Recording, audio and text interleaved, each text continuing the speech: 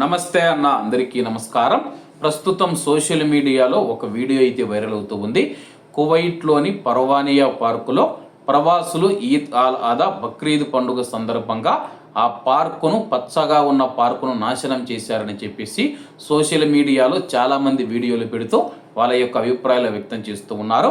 వివరాల్లోకి వెళితే, ఈద్ ఆల్ అదా సెలవు దినం మొదటి రోజున పర్వానియా పార్కులో విపరీతమైన చెత్తాచెదారం, అపరిశుభ్రత కనిపించాయి. సందర్శకులు వదిలిపెట్టిన భారీ మొత్తంలో చెత్త కారణంగా ఆ బహిరంగ ప్రదేశమంతా అసహ్యకరమైన దృశ్యం నెలకొందని చెప్పేసి కువైట్లో ఉన్న కొంతమంది సోషల్ మీడియా వేదికగా తెలుపుతూ ఉన్నారు. పండుగ సమయంలో ప్రవాస జనంతో కిక్కిరిసిన ఆ పార్కు వేడుకలు జరుపుకోవడానికి కుటుంబాలు మరియు అలాగే కొన్ని సమూహాలు గుమికూడడంతో చెత్త నిండిపోయింది. ఈ పరిస్థితి ప్రజల ప్రవర్తన పైన మరియు అందరూ పంచుకునే వినోద ప్రదేశాలలో పరిశుభ్రతను పాటించడంలో పౌర బాధ్యతారహిత్యం పైన ఆందోళన రేకెత్తించింది. అధికారులు మరియు పరిశీలకులు ప్రజలలో ఎక్కువ అవగాహన కల్పించాల్సిన అవసరాన్ని నొక్కి చెప్పారు. ఇటువంటి నిర్లక్ష్యం శుభ్రపరిచే బృందాలపైన అదనపు భారాన్ని మోపుతూ ఉందని చెప్పేసి పబ్లిక్ పార్కులు మొత్తం పర్యావరణాన్ని ప్రభావితం చేస్తుందని పేర్కొనడం జరిగింది.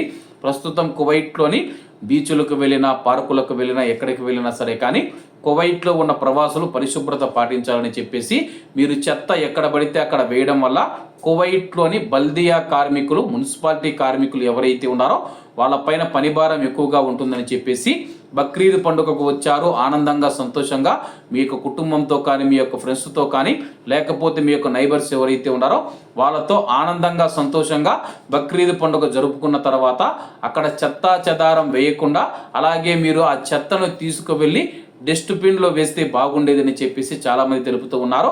అలాగే కువైట్లో ఉన్న మన భారతీయులు ఎవరైనా పర్వానియా పార్కుకు వెళ్ళి ఉంటే కామెంట్ రూపంలో తెలియజేయండి. కాబట్టి అందరూ బాగుండాలి, అందులో మనం ఉండాలి. అందరికీ నమస్తే అన్న, జై హింద్.